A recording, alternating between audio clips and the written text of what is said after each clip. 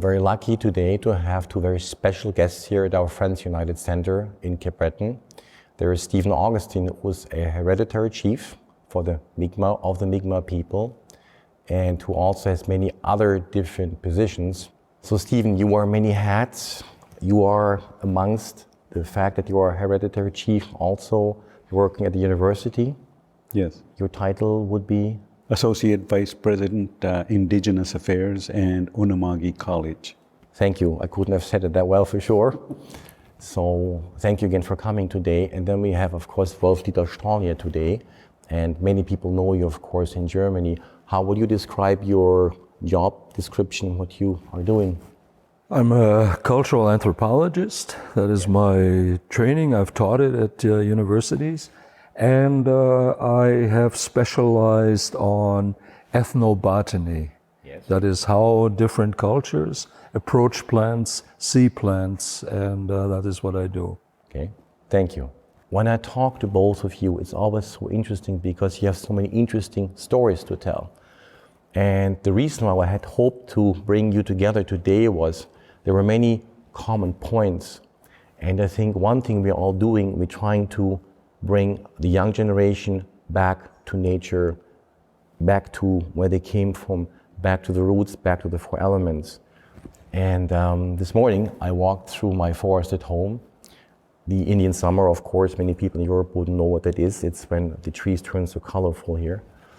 And it was very beautiful to see. And I saw the sun come up over the tree line, and I walked by the lake, and I was breathing the fresh air. Those four elements and the sun came up are really what keeps us going. So what would be your answer to today's generation, how to stay in contact with nature, how to stay in contact with the old roots? Well, actually, we are nature. We're part of nature. Very true. And to be separated from nature is to be separated from our true self. Absolutely. In the modern times, that is very difficult in a city, but even there you can connect by deliberately stopping and looking at a little plant in the pavement, busting out of the pavement, or feeling the sun, stopping and feeling the sun on the skin, maybe feel it on the palm of the hands, and or seeing a little ant on a wall crawling, and you look at that and you connect with that instead of all the cars going by or the advertising or what people wear. I catch myself sometimes doing it. You drive fast and yet it's too beautiful and you do not take the time to observe nature. And that's really what we should be doing. Yeah. So I agree. So Stephen, what's your idea to talk to the young generation? What kind of ideas to give them, how to reconnect them or connect them with nature? In fact, mankind in general, we are polluting the environment way too much. I think a lot of knowledge and ideas are embedded in the land itself. I mean, long time ago, our cultures never separated themselves. Nature, we didn't call it nature, we didn't call it the forest, we didn't call it, I mean, the wild or whatever. Yes.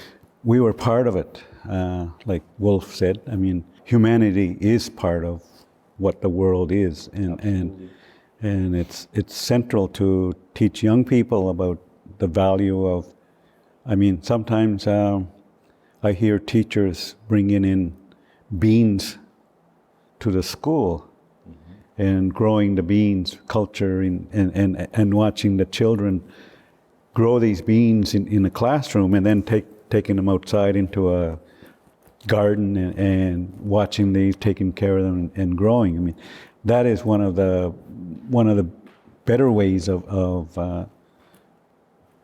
teaching children today about connecting with Mother Earth, and I think in a lot of ways we have to open and break down those classroom doors and bring the children, all children, not just Indigenous children, but outside. Like a lot of early philosophers thought that learning was more an environment that is always changing, and there are cycles, There are small cycles and larger cycles of, like every 10 years something happens. I'm using 10 as a digit, but it could be 15 or 17 years or 30 years or 375 years.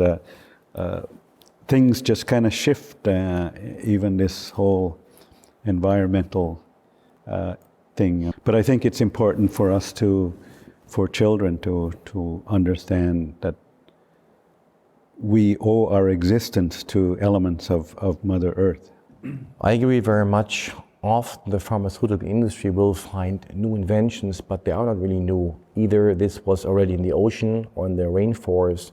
It's so important we can protect all these resources, because for future generations, not just to see and to experience, but to learn from the ocean. 2/3 of our planet are covered obviously with water, and we are way too much polluting the Earth, Mother Earth.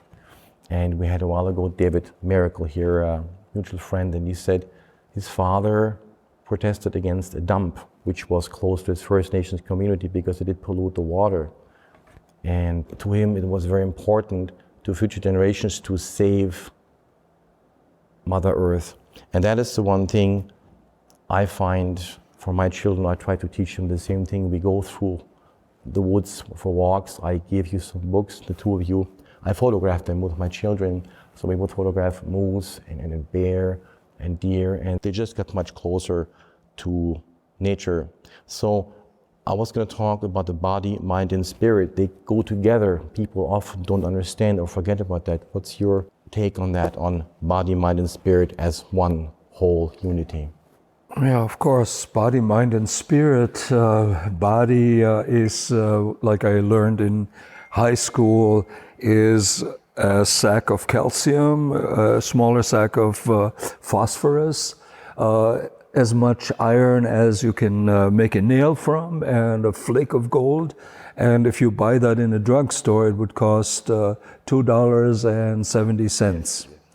And that's not who we are.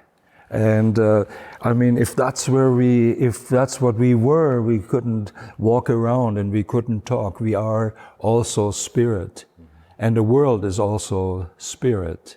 And that's why we, as spirit beings, can talk to the spirit of the plants. We can talk to the animals. It's very important. I agree with you. If you're really, really in deepest concentration, you can even talk to the rocks, to the stone. You know, we live in a spirit world. Yeah, I think many people will say everything is divine around us. We have to respect the plants, the people, the animals. It all goes together. And when you really look at it, all of us need Mother Earth to grow. We need the water, obviously. We need the air and the sun. It's so important to protect those resources. What can we do to protect those resources more for future generations? Stephen, what do you think? We can help minimize the impact on Mother Earth, but I don't think we can save. I mean, we're taking on a big, giant leap if we can say we can save the planet or Mother Earth. There is a notion among some peoples around the world as being stewards of the land. And being stewards kind of has a connotation of like the Bible says that man is above animals and plants or whatever. It's kind of above.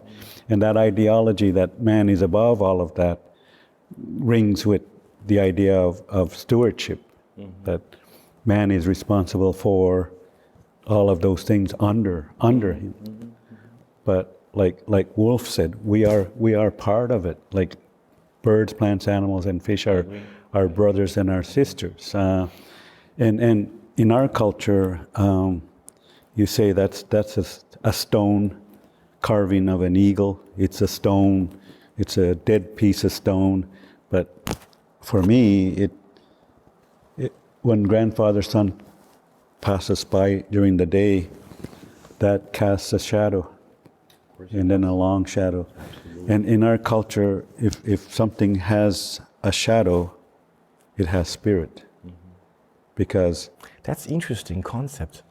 the mystery of creation creates things. Grandfather puts a shadow. We call our shadow Jija'amij in my language. But Jija'amij has several different meanings. It means that shadow that follows you around, but there's also an understanding that the spirits of my ancestors are embodied in that shadow. And they're following me everywhere and looking after me, protecting me, and guiding me. So, Very interesting concept. and the mind is our elders say that the brain is only good for tanning hides. Okay. And the mind is not really, it's a combination of your fingers, your toes, the rest of your body, your blood inside of you, which flows from all of those ancestors that are behind us, and our heart is the main thing that kind of makes this body grow. Yeah. So a combination of everything that's in our body causes this thing up here to make us decide whether we want to go somewhere or not go anywhere, or pick up that cup and have a drink of coffee. So the mind, body, and spirit they're integral to each other. Mm-hmm. I mean, I see them as one, mm-hmm. But I think a lot of times, like our elders tell us, I mean, the brain, or, like, I forgot is a bad excuse. Mm-hmm. I mean, if you do something wrong, it's a bad excuse. Mm-hmm. And they say it's not your head, it's not your brain, it's the rest of your body that's, and that's just a sad excuse to blame it on your forgetfulness or on your mind. Okay. Yeah, this life these days appears to be so busy. We have so many responsibilities, duties, and the media and all these outside influences seem to have such an impact on everybody, but especially again on the young generation. So that's what I always worry about a bit, because they see all these things are supposed to be, but if they could walk in their parents' shoes, learn from them and their grandparents, and just go back outside, because you're right, of course, we're all nature, people, wildlife, animals, that will be such an important thing. You said something last week during the seminar you held here, that the blood of plants and wildlife and humans is often similar in many things in terms of makeup chemistry. Yeah, it's like a mirror image. The green juice, the chlorophyll, is even on a molecular level is very similar to our blood. Yes. And it's on a molecular level, it is a molecule, a porphyr molecule, yes. And in the blood is in the middle one iron atom, and that makes our blood red. And with the plants, it is one magnesium atom. So it's not really much difference. You can say we are very much related to the plants. Mm-hmm. Mm-hmm. I mean, they have green blood, we have red blood. Yeah. Magnesium turns red when it turns into ochre. Ochre, yes. So yeah, thank you. I would like to thank both of you for coming today. I would like to thank you, Stephen, for supporting our Friends United initiative, the artist, and for coming here and guiding us, because there's so much we can learn from you in terms of wisdom. Again, part of this age. Of course, you're only 50 years old. Wolf and I could have talked maybe 3 more hours like this. I noticed, I thought we just started. I think so. I think so. So what I would love to do is sometime have another conversation about these subjects. And the reason why I brought you together today was I know you both are so much caring about the young generation, about humans, about plants, about wildlife in general, and we have to protect that. And I was hoping this conversation would be a beginning for people to ask more questions about where we're coming from, where we are, and where we should be going. And I think guidance and direction can often be found amongst First Nations and their roots. And the same thing, you have traveled the world so much that you have also collected much wisdom in the United States where you grew up, in India and many other places. So thank you for coming today. Is there anything you would like to still share that's important with the young generation? I think it's important to tap into the wisdom and knowledge of people like Wolf and myself because of our unique experiences with our own ancestors, our own knowledge systems, how we acquire them from the mainstream, from our own traditional ways. And we seem to be the conduits of something Yes. lost or we are losing. And I think in general, it's key to tap these people. It's not just all First Nations that are wise and knowledgeable about their culture and traditions. Of course. A lot of our people have been taken away wrenched from their I understand, I know. natural environment I know. by government and church. And so a lot of us are wandering around like zombies in those First Nations Indian reserves or whatever. So I wouldn't put a label on all First Nations and saying they are knowledgeable people about their environment. It's important but there are individuals like Wolf and myself. I mean, I would say the same thing in mainstream society as well. There's a lot of zombies wandering around out there. That is what today's world makes out of many people, yes. Yeah, actually, all people were originally First Nations, Right. even the Europeans. And I went, especially, I was befriended with a Cheyenne. And they said, go back to your roots. And I said, how? Where do we find that? Well, you have animals in the forest, you have trees, you have mountains, you have rocks. Ask them, they know. And this is more or less what I've been doing. I've been tuning into the plants. And I've learned more about ancestral ways from the plants themselves than from lectures at the university. Yeah. So thank you for coming today. I hope you're going to be back. I know Stephen lives here in Cape Breton, so we have the fortunate possibility always of having him here when he has time. I know he's a very busy man, but thank you for coming. And same thing for you. You flew here from Germany. You were here for the whole week, and it was also a real good experience to have you here. Thank you for coming, boys. Thank you. Thank you for coming, Stephen.